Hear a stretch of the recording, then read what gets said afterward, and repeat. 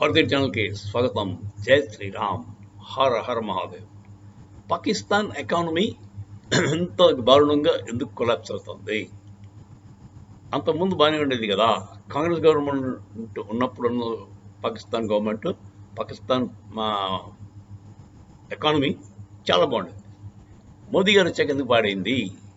First మీకు తెలిసిందే కదా, అది 2016లో నోట్ బందీ, పెద్ద నోట్లు రద్దు చేసిన తర్వాత పాకిస్తాన్లో సంక్షోభం స్టార్ట్ అయిందండి. అక్కడ కొంతమంది సూసైడ్ చేసుకున్నారు అక్కడ. ఎందుకంటే వాళ్ళ దగ్గర ఇండియన్ నోట్స్ అన్ని ప్రింట్ ముద్ద చేసి ఉన్నాయి, అది చెల్లుబాటు అవ్వు. దాంతో ఆత్మహత్య చేసుకున్నాడు ఒకడైతే. సరే, 2016లో అయిపోయింది. దాంతో నెక్స్ట్ 2019 మన election time, బాలాకోట్లో attack.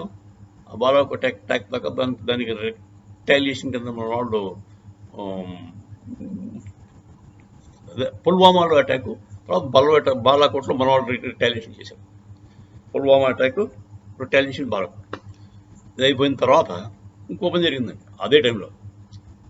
2019 Balakot Pulwama attack అయిన తర్వాత మోదీ గారు ఇంకో డెసిషన్ తీసుకున్నారు. ఏంటంటే పాకిస్తాన్ ఇంపోర్ట్స్ మీద 200% ఇంపోర్ట్ ట్యాక్స్ విధించారు, పెంచారు. అంతకుముందు నార్మల్ ట్యాక్సేషన్ ఉండేది. ఇంపోర్ట్ మీద మామూలుగా 10%, 15%, 20%, 30% ఏదంతా ఉండేది. దాన్ని ఏకంగా 200% చేశారండి.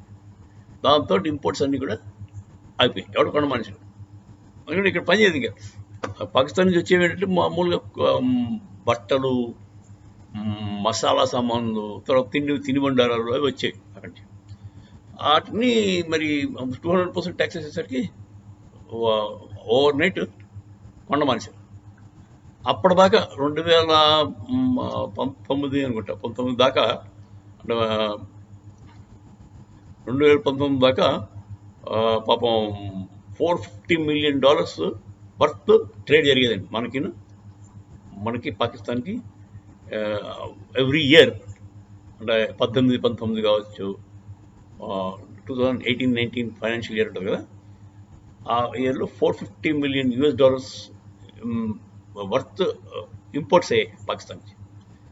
నెక్స్ట్ ఇయర్ 2019-20 కదా, అది 14 million తగ్గింది. 450 million అక్కడ, 14 million అక్కడ. ఇంకా నెక్స్ట్ ఇయర్ 2019-20కి 2 million తగ్గింది. అలాగే మరి 2021కి స్లైట్గా పెరిగింది, 3 million. 21-22కి 20 million అయింది. మళ్ళీ 22-23కి 2 million, 1 million వచ్చింది. అదండి. సో ఇంత దారుణంగా ఒక చిన్న మోదీ గారు తీసుకున్న ఒక చిన్న డెసిషన్ ఏంటది, ఇంపోర్ట్ మీద ట్యాక్స్ ఆల్మోస్ట్ 200% వేసారు.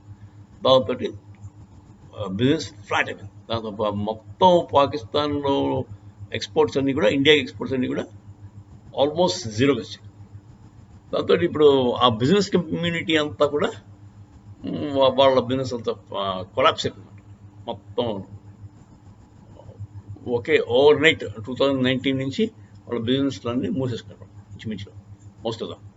అదొకటి. తర్వాత మోస్ట్ ఫేవర్డ్ నేషన్ అని పాకిస్తాన్కి మన వాళ్ళు ఇచ్చారు పాపం. అవి ఎన్ని తానులు తిన్నా వాళ్ళ దగ్గర నుంచి ఎంతమంది టెర్రరిస్టులు మన దగ్గర వచ్చినా కూడా మొన్నటి దాకా మోస్ట్ ఫేవర్డ్ నేషన్ పాకిస్తాన్ మనకి. ఆ స్టేటస్ని రిపీల్ చేశారు, వెనక్కి లాగేశారు. Pakistan is no longer the most favoured nation for India. తర్వాత ఇంకో 2 బస్సు సర్వీసులు తిరిగాయండి పాకిస్తాన్ నుంచి ఇండియాకి.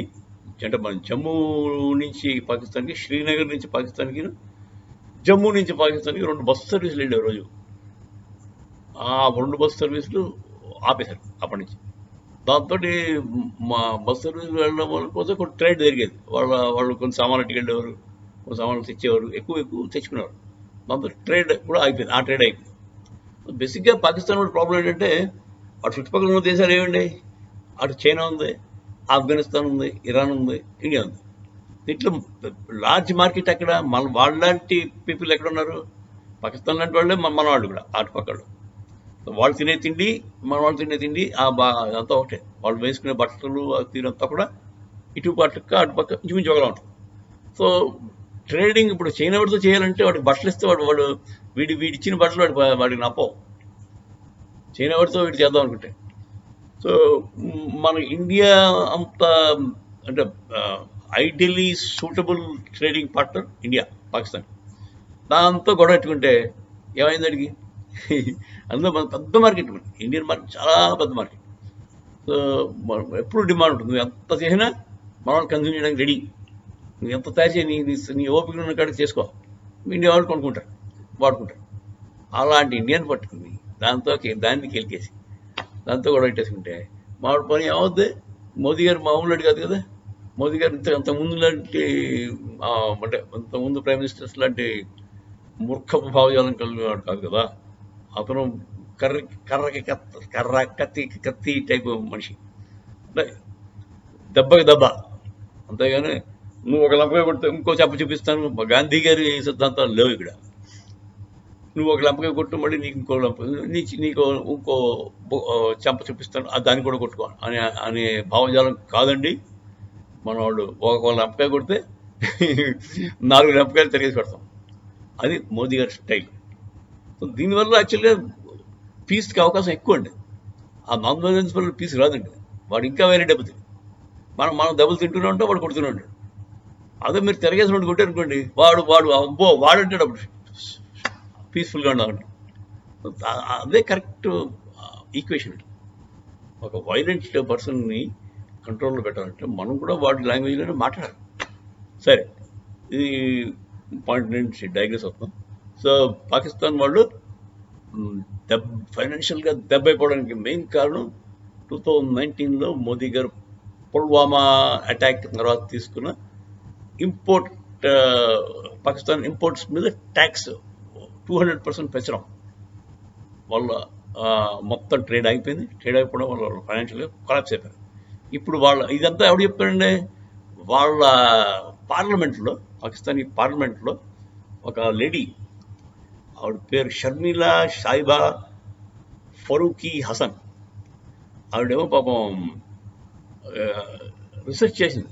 ఏంటి, ఎందుకు మన ఎకానమీ ఇలా కొలెక్ట్ రోజు రోజుకి ఎందుకు ఇలా పడైపోతుంది అని ఆవిడ కొంచెం వెతికి రీసెర్చ్ చేస్తే ఆవిడకి ఏమో వాళ్ళ ఎక్స్టర్నల్ అఫైర్స్ మినిస్టర్ ఎవరు అవుతున్నాం, ఇషాక్ ధర్ అని అతను చెప్పాడు.